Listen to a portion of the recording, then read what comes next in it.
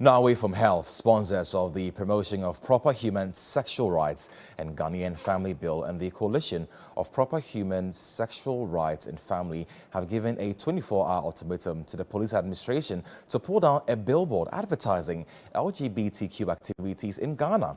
The billboard erected on the Tema motorways urging love for all and tolerance. The NDC MPs and the coalition serving notice say they will go all in to reject anything LGBTQ in the country. My colleague Komla Kuche has more in the following report.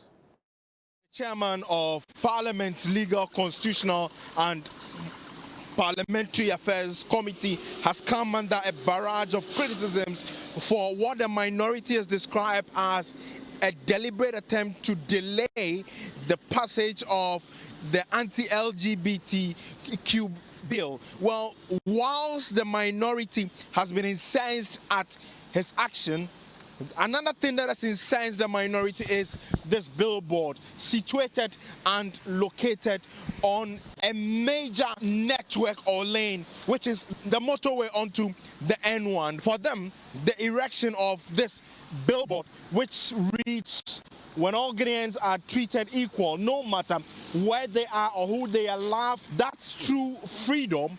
They say it is simply put the promotion of the LGBTQ rights in the country, and for them, they will have none of this. As sponsors of the bill before Parliament and as members of Parliament who represent the aspirations and will of the Ghanaian people, we have deemed it important to show up here today to register in the strongest way our displeasure, our discomfort, and our abhorrence for this unholy, uncultural, and untraditional advertisement that has been put up on a very iconic road, the N1, the Tema motorway. We are by this calling on the Inspector General of Police, Dr. Dampare Ekufu, to immediately, within the next 24 hours, carry out the necessary security operations to ensure that this billboard, which is an affront to the 1992 Constitution, is taken down in conjunction with the MCE. Well, let's go on phone now and speak with Sam Nate George. He's the MP for Ningo Prampram. They're one of the sponsors of the bill. Many thanks for your time, sir. Now, the billboard is talking about, advertising for love for all and tolerance. What makes this illegal?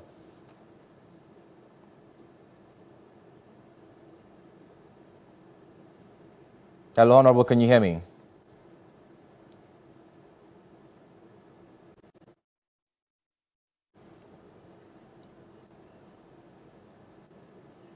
Hello, Honorable, can you hear me?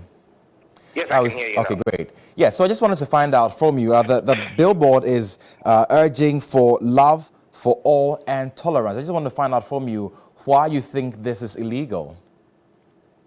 Well, love for all, including your dogs, including inanimate objects, that's not cultural, that's not legal. Our jurisprudence does not recognize that kind of love. It recognizes love between a man and a woman. And so anything that is contrary to the position of our laws is illegal. If you read Article 11 and Article 26 of the Constitution, we talk about the cultural sovereignty of Ghana. And so we cannot be welcoming of this alien culture to Ghana. All right. Now we know that your bill has, talks about against, advertising of this. However, the Constitution, gives room for freedom of speech. Isn't this illegal on your part as well? Would TV3 play an advert if I came there and said I wanted an advert to promote the transfer of illegal funds and money laundering? It's expression of freedom of expression, like you're saying. So will TV3 play that advert? But if I came to you and said I wanted an advert for prostitution because I was a pimp and I had a network where I could promote and send prostitutes to people's homes, would you play that advert? It's freedom of speech. Freedoms are not absolute. They are within a context. But Honorable, I'm sure that, before this billboard was erected, it went through a proper channel before it was erected. So don't you think that even before it was erected, it should have gone through, some sort of quality assurance before it was erected? Absolutely not. There can't be a proper channel that would approve an illegality. It means somebody slept on the job, or it happened on the blind side of somebody who should have been awake to their job. And so the point here is that's why we're calling on the state authorities. You cannot tell me, and that's why we also called on the MCE for the area to ensure that she sees what is going on in her jurisdiction and takes the remedial steps. The Advertising Association of Ghana is bound by ethics as well. And those ethics do not allow them to promote or propagate illegality. Homosexuality is illegal in Ghana today. Section 104 of the Criminal Offences Act makes it illegal. And so the fact that someone has gone on the blind side of someone or connived with someone to sleep on their job does not make it legal. And that's why we have issued a 24-hour ultimatum.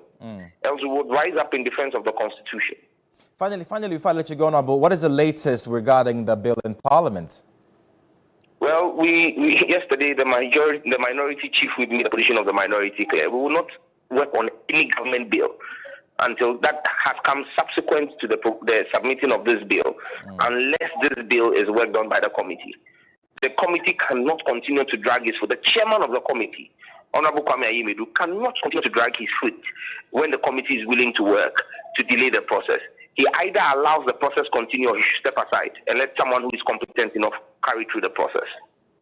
I want to thank you so much for your time that you had, Sam Nate George, the MP for Ningo Pram. Meanwhile, a member of the Committee of Legal, Constitutional and Parliamentary Affairs and member of Parliament for North Dai constituency, Roxanne Dafia-Mekpo, has accused the chairman of the committee, Kwame Entry, of being compromised. The Honorable Kwame Entry is the chairman of my committee. We've been on recess for 7 weeks. He refused to call a meeting for us to consider this bill. Meanwhile, we have 167 petitions. We've not considered more than 30. So we still have over 100 memos and petitions regarding this matter to consider. But our standing order says that when referrals are made to committees, it shouldn't last more than 3 weeks. If 3 months, if you want extension of time, you ask the speaker to do so for you. So even the 3 month rule has been breached. So we are asking, is he committed to doing this or he's not? If he's not, he should resign. He should leave the committee for another to come and chair the committee for the work to be done. Yes, sir. I am a member of the committee who authorized him to hold indoor meetings. He may be the chairman, but he doesn't decide for the committee. So he has been holding his private meetings with the people. That is why some of us have the strongest opinion that it appears that he has been compromised.